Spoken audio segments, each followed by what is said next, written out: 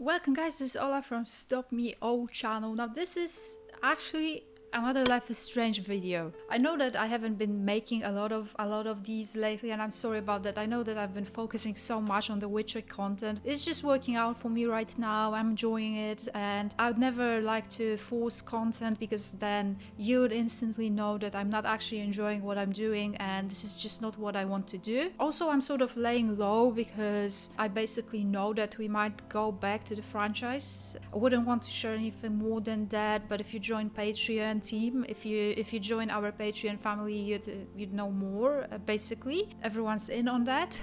So it's like I'm giving it a break for the time being whilst we're waiting for the new Don't Not projects as well, like Tell Me Why, Twin Mirror, also The Last of Us Part 2. So this year we'll be busy, assuming that it all actually does happen, because well, times aren't great. I don't know, like I'm sort of self-isolating like everyone, I guess. I'm not forced to do so, but I am working from home, so I'm basically home all the time. Putting that aside, I want to discuss a TV show that reminds me so much of Life is Strange. I'm sure you heard that there are some plans of making a Life is Strange live action TV show. Actually, it was announced like two months ago. Nothing to talk about yet, so I didn't record a separate video on that subject. I'm gonna leave a link down below so you can read about it if you want to. If you're actually eager to watch a TV show that is very much like Life is Strange, then you can sort of use that time of self-isolation, hop on Netflix and watch I Am Not Okay With This. Now, seriously, if you read the description for that show, it's really hard not to notice that it sounds just like Life is Strange. Sydney is a teenage girl navigating the trials and tribulations of high school while dealing with the complexities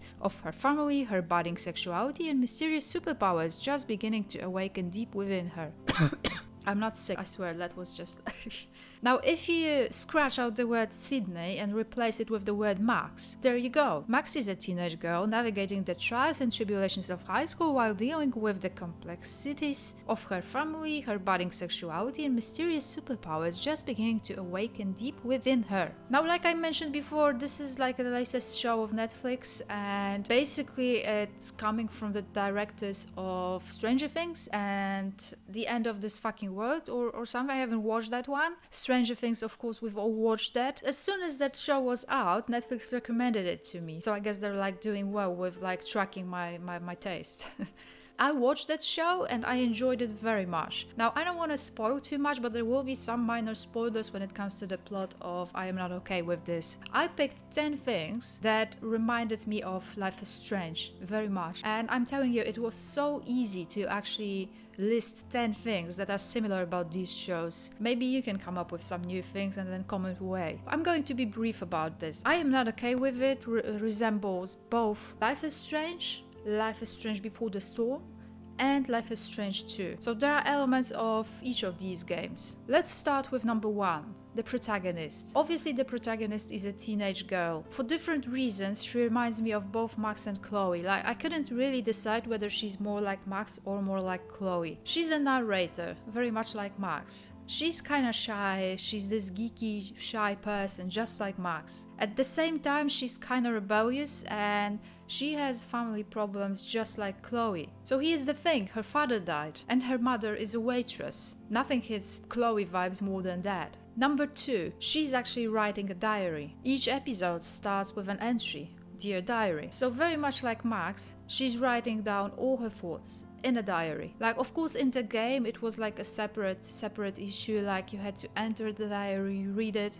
In the TV show, she's actually reading it out loud, so you know what's in there. But it's still very much just like Life is Strange, the original game. Number 3, small city environment. Just like Arcadia Bay, she lives in a small city, everyone knows each other, it's kind of suburban. Obviously, all the characters attend the very same school as you, just like in Life is Strange, Before the Storm. Everyone knows each other and there are some different relationships going on. Number 4, there's a geeky friend that sort of has a crush on you. That reminded me of Warren so much. I mean, they even look alike. I don't want to share too many details when it comes to that bond, and I'm not okay with this. So I'm just gonna say this. He is very much like Warren. Obviously, that also depends on your playing style in Life is Strange, because you can either romance Warren or friends on him, but I think it's going to become really clear that there's something more important going on. And I am not okay with this. Which leads me to number 5. There's a popular girl that you have a crush on. That either is a spoiler or isn't, because I think that was clear based on the trailer that she has a crush on her best friend Dina. And that actually reminded me of Before the Storm very much. Again, I don't want to share too many details. You will find out if you actually watch that show. But they certainly have that Chloe, Rachel type of a vibe. They're very close, they're best friends. There's something going on between them. Number 6. There's a principal that's after you, but that's not really the biggest part. The biggest part of the problem, the main plot. I will get to that. Number 7. There's a boy who even looks like Nathan. Again, there are different issues right there. Like, obviously Nathan has very specific problems when it comes to Mr. Jefferson. That's actually something that's missing from I Am Not Okay With This. There is no evil psychopath teacher killing everyone, but you know, there's always season 2 ahead. Bottom line is, that boy guy who's a sporty type of a person, he's sort of bullying you and he hates you because you're different. Number 8.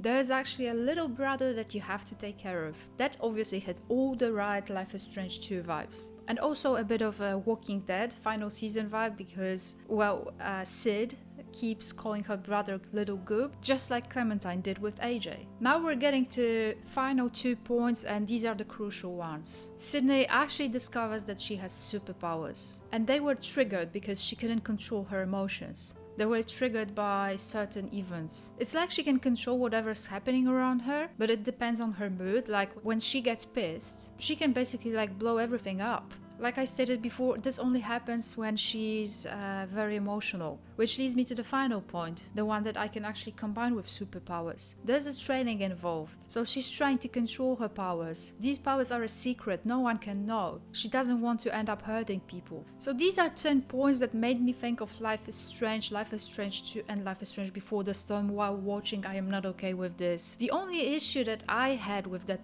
show was it seems like they were focusing so much on these powers and how to control them, what triggers them. Personally, in my opinion, Life is Strange 2, Life is Strange Before the Storm, they were always about people. Most of all, about people's emotions. Again, without spoiling anything, it feels like by the end of I Am Not Okay With This, they're sort of heading towards becoming a superpowers oriented show, while I do feel like they should probably be focusing on people, not even their choices. Like, that's a Life is Strange thing. So let me know if you have actually watched I Am Not Okay With This. Maybe you're going to watch it.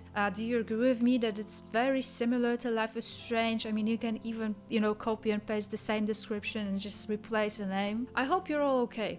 I know these times are very unusual. It feels like we're living in a movie and feels a bit surreal. I guess the silver lining is that I'll have more time. I'm spending more time at home, so I can record. Sorry again for lack of Life is Strange content. Believe me, there will come a time when we will continue Life is Strange franchise vibe, and like I mentioned before, you can join Patreon and give Witcher a try. I know that it's not technically the same vibe as Life is Strange, but it is still one of the best story-driven games out there, and I've been enjoying recording it so much. Thank you so much for watching. As always, remember to drop a like and subscribe if you haven't already. I'm leaving the links for my social media down below if you want to check them out.